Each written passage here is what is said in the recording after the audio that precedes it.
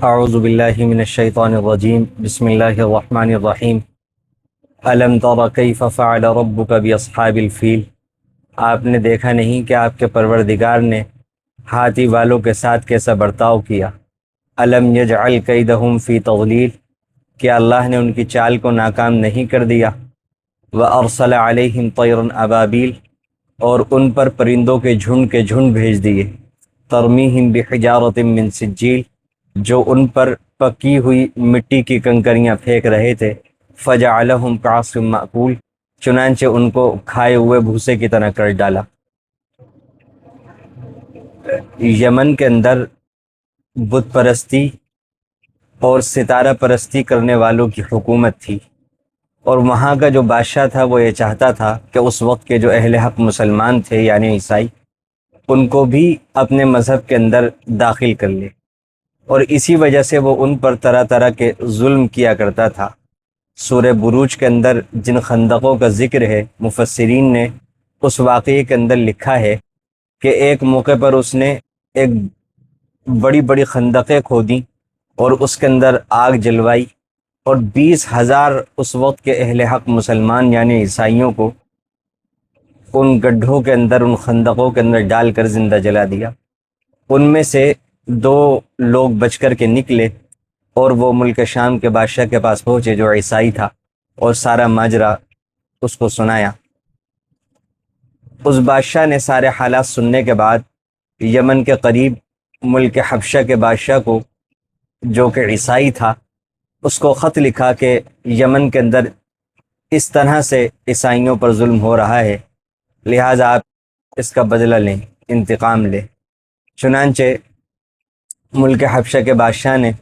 ابرہہ کو اس ملک میں حملہ کرنے کے لیے بھیجا، اور ابرہہ نے اس ملک کو فتح کر لیا، اور وہاں پر حکومت عیسائیوں کے ہاتھ میں آ گئی۔ یہ ابرہہ بہت متشدد قسم کا عیسائی تھا، اور یہ چاہتا تھا کہ یہاں پر جو عرب قبائل آباد ہیں، وہ جو حج کو جایا کرتے ہیں بیت اللہ کے لیے، اگرچہ وہ مشرک تھے لیکن ان کے اندر حضرت ابراہیم علیہ السلام کے دین کے کچھ آثار باقی تھے، اس لیے وہ حج کے لیے جایا کرتے تھے۔ یہ چاہتا تھا کہ وہ بیت اللہ جانے کے بجائے یمن کے اندر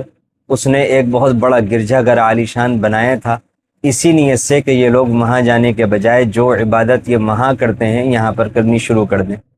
لیکن مشرکین عرب جو تھے ان کے اندر بگاڑ تو بہت کچھ آ چکا تھا، لیکن اس کے باوجود بیت اللہ کی محبت ان کے دل کے اندر بہت زیادہ رچی بسی ہوئی تھی، اور وہ والی محبت والی جگہ کسی اور کو دینے کے لیے تیار نہیں تھے۔ جب عرب کے سامنے اس بادشاہ نے اس گرجا گھر کی یہ حیثیت بنا کر کے پیش کی تو ان کو اس پر بہت غصہ آیا، اور بعض تاریخی روایتوں کے مطابق پھر ابرہہ نے جب عرب نے اس کی پیشکش کو ٹھکرا دیا تو اس نے یہ منصوبہ بنایا اور یہ افواہ پھیلائی کہ ہمارے اس گرجا گھر کے اندر کسی نے نجاست ڈالی ہے اور وہ عرب شخص تھا، اور بعض روایتوں کے مطابق اس نے آگ جلانے کی افواہ پھیلائی کہ کسی نے ہمارے اس گرجا گھر کو آگ لگائی ہے، اور اس کے رد عمل اور اس کے انتقام کے طور پر ہم بیت اللہ کو ڈھائیں گے۔ جواز ثابت کرنے کے لیے بعض روایتوں کے مطابق یہ حقیقت میں ہو گیا تھا، اتفاقاً ہو گیا تھا، اور بعض روایتوں کے مطابق یہ افواہ پھیلائی گئی تھی۔ بہرحال اس نے 60,000 کا بڑا لشکر تیار کیا جس میں ہاتھی بھی شامل تھے۔ اسی وجہ سے سورت کو سورت الفیل کہا گیا، اس میں فیل عربی میں ہاتھی کو کہتے ہیں، اور یہ بیت اللہ کو ڈھانے کے ارادے سے نعوذ باللہ نکلا۔ راستے میں بہت سے قبیلوں نے اس کو روکنے کی کوشش کی، لیکن اللہ تعالیٰ کو یہ منظور نہیں تھا، وہ ناکام ہوئے۔ طائف والوں نے بھی کوشش کی، اس سے آگے بھی کوشش کی گئی، لیکن بہرحال اللہ کو منظور نہیں تھا، اور یہ لوگ مکۃ المکرمہ میں پہنچ گئے۔ وہاں پہنچ کر ابرہہ نے اپنے کچھ لوگوں سے کہا کہ مکے والوں کے اونٹوں کو، جانوروں کو ہکا کر میرے پاس لے کر آ جاؤ تاکہ وہ مرعوب ہو جائیں، دہشت زدہ ہو جائیں۔ چنانچہ ایسے ہی کیا گیا، اور وہاں کے جانوروں میں 200 اونٹ اللہ کے نبی صلی اللہ علیہ وسلم کے دادا کے بھی آ گئے۔ پھر ابرہہ نے یہ کہا کہ مکے کے جو سردار ہیں بڑے، ان کو میرے پاس لایا جائے۔ چنانچہ اللہ کے نبی صلی اللہ علیہ وسلم کے دادا وہ سب سے بڑے سردار تھے، وہ گئے، انہوں نے بات چیت کی، ابرہہ نے جب ان کو دیکھا تو چونکہ اللہ کے نبی صلی اللہ علیہ وسلم کے دادا بہت خوبصورت اور وجیح تھے، ان کا اثر اس کے اوپر اس طرح پڑا کہ وہ اپنے تخت سے اتر کر نیچے آ گیا اور ان کے ساتھ بیٹھا۔ ترجمان کے واسطے سے پوچھا کہ آپ کیا چاہتے ہیں، کیوں آئے ہیں؟ تو پھر اللہ کے نبی صلی اللہ علیہ وسلم کے دادا نے کہا کہ میں اپنے اونٹ لینے کے لیے آیا ہوں۔ ابرہہ نے کہا کہ آپ کو دیکھ کر آپ کے لیے میرے دل میں ایک جگہ بن گئی تھی، لیکن آپ سے گفتگو کرنے کے بعد وہ ختم ہو گئی، کیونکہ جس گھر کی وجہ سے ساری دنیا میں آپ کی شان و شوکت قائم ہے، آپ نے اس گھر کے بارے میں ایک لفظ بھی مجھ سے نہیں کہا اور اپنے اونٹوں کے بارے میں سوال کیا۔ اللہ کے نبی صلی اللہ علیہ وسلم کے دادا نے کہا کہ میں اونٹوں کا مالک ہوں، میں نے اس لیے اونٹوں کے بارے میں بات کی، بیت اللہ کے مالک اللہ تعالیٰ ہیں، وہ خود اپنے گھر کی حفاظت فرمائیں گے۔ اور وہاں سے آ کر اللہ کے نبی صلی اللہ علیہ وسلم کے دادا نے اپنی قوم کو بتایا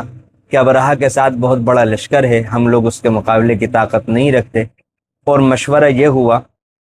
کہ ہم لوگ پہاڑوں میں نکل جائیں۔ وہ سارے کے سارے لوگ پہاڑوں میں نکل گئے اور اللہ کے نبی صلی اللہ علیہ وسلم کے دادا کچھ لوگوں کے ساتھ بیت اللہ پہنچے اور وہاں پر جا کر اللہ تعالیٰ سے دعا کی۔ اس دعا کا کچھ مضمون اس طرح کا تھا کہ اے اللہ، سب لوگ اپنے گھر کی حفاظت کیا کرتے ہیں، آپ بھی اپنے گھر کی حفاظت کیجئے، اور سلیب کی طاقت کو کمزور فرما دیجئے، اس کی طاقت کو مغلوب فرما دیجئے۔ اور پھر اللہ کے نبی صلی اللہ علیہ وسلم کے دادا اور باقی حضرات بھی پہاڑوں کی طرف نکل گئے۔ رات گزری، صبح ہوئی، صبح اللہ کی طرف سے نشانی ظاہر ہوئی کہ ابرہہ کا جو ہاتھی تھا جس کا نام محمود تھا، اس کو بیت اللہ کی طرف جب لے جایا جانے لگا تو وہ چلتا ہی نہیں تھا، بڑی بڑے آہنی تبروں سے اس کے چوٹیں ماری گئیں، لیکن وہ اپنی جگہ سے نہیں ہلا، اور بیت اللہ کے علاوہ تینوں سمتوں میں جب اس کو چلایا جاتا تھا وہ چل پڑتا تھا۔ اسی دوران اللہ کی طرف سے یہ بات ظاہر ہوئی کہ سمندر کی طرف سے ایک پرندہ جس کو ابابیل کہا جاتا ہے، قرآن کریم نے اس کا نام ابابیل بتایا ہے، وہ ظاہر ہوئے، اور ان کی چونچوں کے اندر اور پنجوں کے اندر ایک ایک کنکری تھی۔ یہ سمجھ لیجیے آج کے زمانے کی زبان کے اندر گویا کہ وہ جنگی جہاز تھے، اور ان کی چونچ اور پنجوں کے اندر میزائل تھے، اور جس کے اوپر بھی آ کر کے وہ چھوڑا کرتے تھے تو وہ کنکری اس کے اندر گھس جایا کرتی تھی اور پار ہو جایا کرتی تھی۔ جب لشکر کے اوپر انہوں نے حملہ کیا تو سارا لشکر تتر بتر ہو گیا، کچھ لوگ یمن کی طرف بھی بھاگ نکلے، لیکن جو لوگ اس لشکر میں شامل تھے ان کے اوپر اللہ کا عذاب اس طرح آیا کہ ان میں سے ہر ایک کے جسم کے اوپر پھوڑے نکل گئے، اور ان پھوڑوں نے ان سب لوگوں کی جان ہی لے کر کے چھوڑا۔ خود ابرہہ کا یہ عبرتناک انجام ہوا کہ جب وہ یمن سے نکلا تھا تو بہت طاقتور، اچھے خاصے ڈیل ڈول والا تھا، لیکن جب یمن میں واپس داخل ہوا تو بالکل ایک چوزے کی طرح تھا،